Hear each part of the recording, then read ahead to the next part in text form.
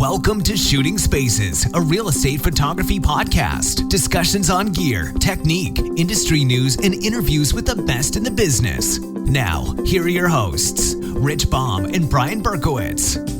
Welcome to Shooting Spaces. This is Rich Baum from Sacramento, California. And Brian Berkowitz from New York. And welcome to Shooting Spaces, a real estate photography podcast. Another episode, and I just want to ask, as I always do, what's up, Brian? I hear you got some beautiful weather out in New York. Yeah, today we hit our first snowstorm of the year.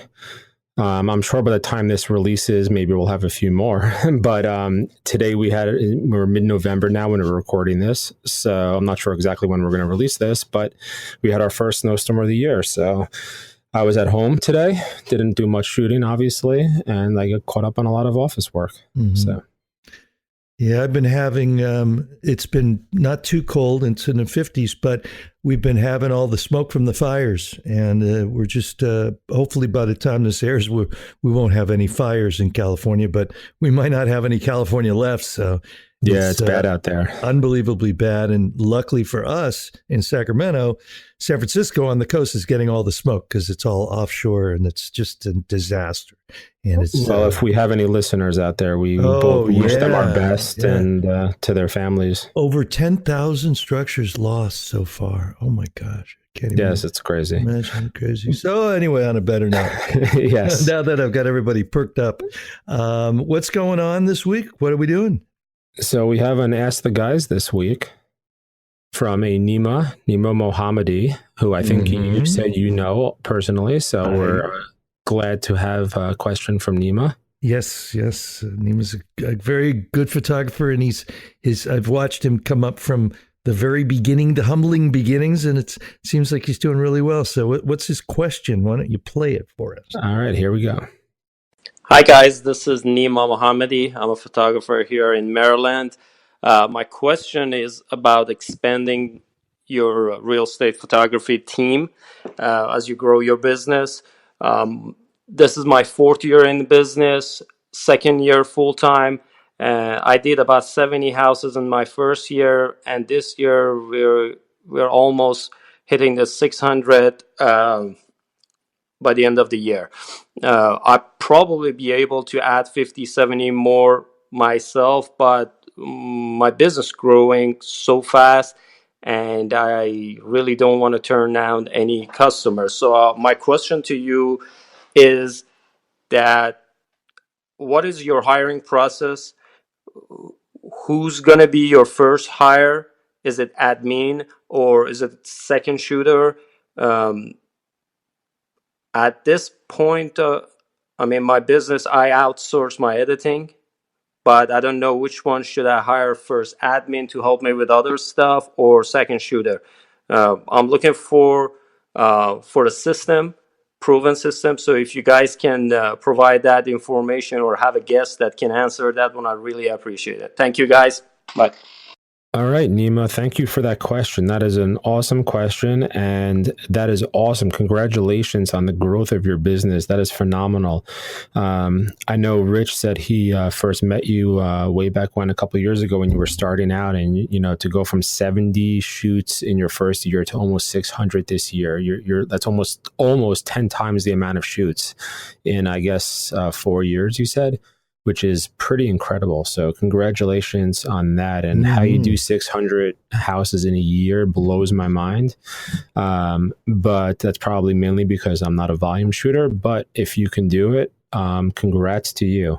Well, Scott, Scott DeBose, I think he shot 12 million homes last year. So he said that, something like that. Yeah, exactly. Really, that's something to shoot for. But exactly, I think he sleeps 4 hours a day and just shoots 21 hours straight, and he gets to that 12 million mark. Yeah, it's great. I'm so happy to hear, Nima, about your success. I had an idea from the groups, but I haven't talked to you, and it's just wonderful to hear this. And I'm so happy because I think I did meet you right when you got started. So really great to see a progression like that. And Brian, can you jump in here? And I'm going to think of something to reply back to Sure. Nima, but what do you have to say? Yeah, I mean, I think you and I, Rich, are both in a similar situation because I don't want to call it boutique, but I know we're both not really volume studios, if you want to call it that. I don't shoot close to that amount a year, but I go for more, a little bit a higher price, less shooting model. So that being said, I'm not really looking to scale up yet at this point and hire other people, but I do have some ideas of the way to do it. And it's something actually I've been toying with the last couple of months is, do I want to change my model and just start going for straight up volume at a lower cost price point? But I couldn't do it. I'm not saying I'm not going to do it ever or change, but I like shooting less and making a little bit more per shoot. But that being said, I guess, who do you hire first, an admin person or a second shooter? Well, I guess to make it simple without overthinking it, as far as answering your second shooter part of the question, can you personally handle all of the shoots yourself? And are you at the point where you're turning down work because you can't shoot anymore? And if that's the point you're at in your business where you have to turn down work because there's not enough hours in the day to shoot, then yeah, I would say jump on that second shooter, because you're literally just turning down money by not being able to handle those shoots. So I think the easiest way to answer that question is, if a second shooter is your priority, is, do you have to turn down work? And if your situation is, no, you're not turning down work, now you're able to handle the load, then maybe an admin person is someone you look into, and, an admin / maybe even someone who does sales, or marketing. I don't really know if many of us real estate photographers have somebody that's, employed that does marketing or sales for them. Maybe something that's commission based or something. But if you can get someone who's in your office and managing emails and phone calls and billing and even cold calling other agents to get your name out there, that's great. That's something I would sign up for today. Especially if I can find someone, a salesperson who's more of a commission based type thing, who wants to do this on the side. Yeah, go sell me and get me some more clients. But yeah, I think that's, don't overcomplicate it and take a step back and just, take a look. Do I need somebody to handle the extra workload that I have, or can I handle it myself? Yeah, I kind of got the impression from your question that you've really got the work. So I was totally on the direction that if I was bringing in an admin person, it would probably be the largest part of the admin would be to sell. And it seems like, I don't think that's your problem right now. It seems like you've got the problem of, as Brian said, you don't have enough hours in the day. So I think that I would certainly do that. You got all this other stuff to think about too, about you got to incorporate training and getting going and whatever it is. But it sounds like I would certainly consider getting on a second shooter.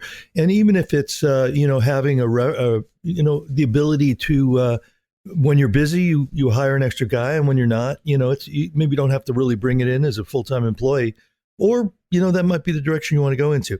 So anyway, I think, go get somebody that can physically go out and shoot for you, and then get your system together. And when you're ready to even expand more, then get the admin person, unless you can't do the admin by yourself. Like if you're absolutely so tapped, you can't even schedule, you can't even do your banking, your invoicing, things like that, then you know what? You might need to have both. Okay. Why don't you just hire both? So that's hopefully how good your business is. Yeah, or maybe you can get lucky and find someone that can do a little bit of both. Someone that can manage a studio, and someone that is familiar. The best way I feel like to get a second shooter is to get somebody who knows photography but doesn't do it full time, because then you can kind of train them to your methods. So if you find someone that's, maybe right out of college that's interested in this, or even someone in college that's, taking photography courses or, going for a photography degree, and you can have them come in and work in your office a little bit, scheduling, billing, and then bring them on shoots. And then hopefully in 2, 3, 4 months, you're confident enough that you can go out and send them yourself. And then you have kind of an all-in-one guy. Mm-hmm. Yeah, sounds good. we should all have such a problem, you know? Yes. And I think that I occasionally shoot for other people or with other people or for other people when real estate work, real estate work when they're okay. overdone, and vice versa. Sometimes I have a shoot that I might have to have somebody do for me, or I'm gone away for a month.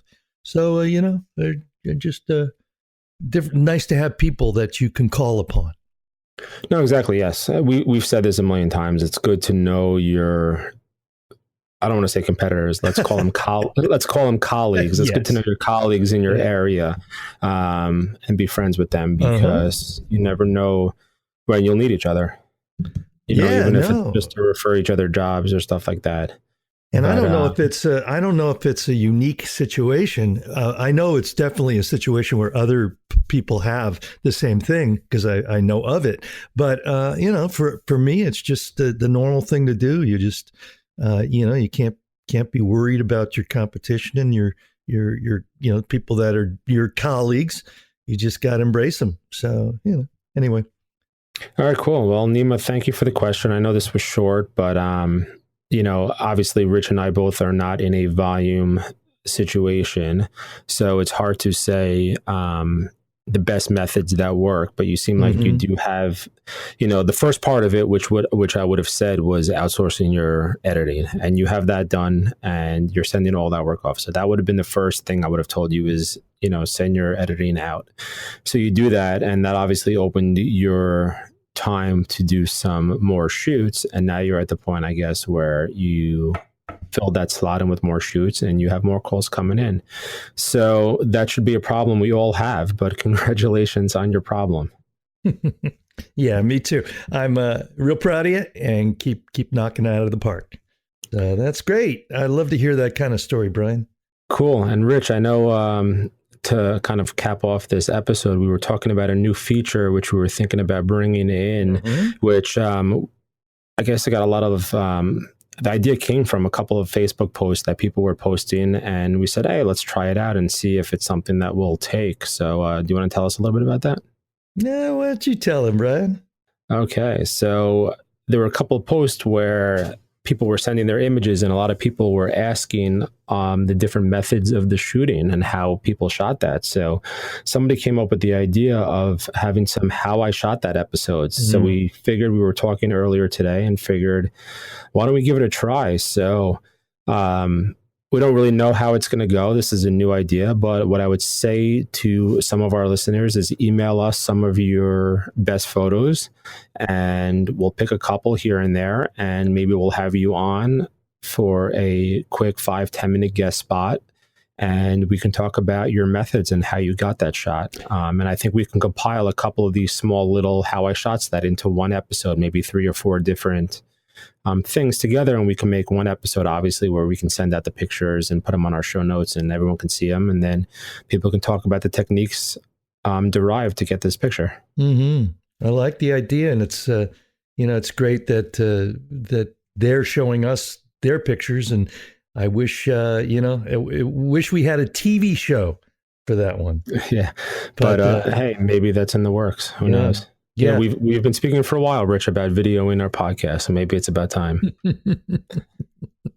Yeah, but I forgot who came up with that idea specifically, but whoever it was, we thank you, and maybe it'll be something that takes off like Ask the Guys, and maybe it won't, but we figure we'll give it a try and see if people want to email us some of their pictures. They don't have to be super high res. They can just email us a picture which is going to end up going on the web anyway. And then, similar to Ask the Guys, we'll obviously give you the photo credits and the links back to your site and all that. And then we'll even arrange to have you on for 5 or 10 minutes, and we'll talk about, how you achieve that shot. So it'll be a good opportunity for people to learn other photographers, techniques and methods, and how they get the job done. Yeah. So be sure to check it out on your computer so you can see the photo as you hear the interview. It'll work out great. I love it. Great idea. All right, Rich. So okay, I know we had a short one today, but we're a little pressed for time, and especially now, Thanksgiving, holiday time, it's always tough to get a couple of minutes. So at least we can get this recording done and get it out there for everyone. And I know the new year is approaching, so we have a lot of things in the works, some things which have launched already, some things which are to come. So it's just very, very busy times for us, but we hope everybody enjoys what we're putting out for them. Yeah. And I just want to remind everybody to subscribe to the podcast and do it. Ask the guys, leave your question, tout your name of your business, and you'll get your questions answered. And then yes, we need some questions. We're super low on questions. Everyone submit your questions. We can always use questions. And I think it'd be fun to get an answer and record it. But anyway, okay, I just want to say one thing. Have a great weekend. And you also remember to go shoot some spaces. Okay, Brian? You're going to shoot some spaces coming up? Yeah, I have a couple of spaces coming up. I'm actually going to be down in Atlanta in about 2 weeks, which by the time this releases might have actually happened already.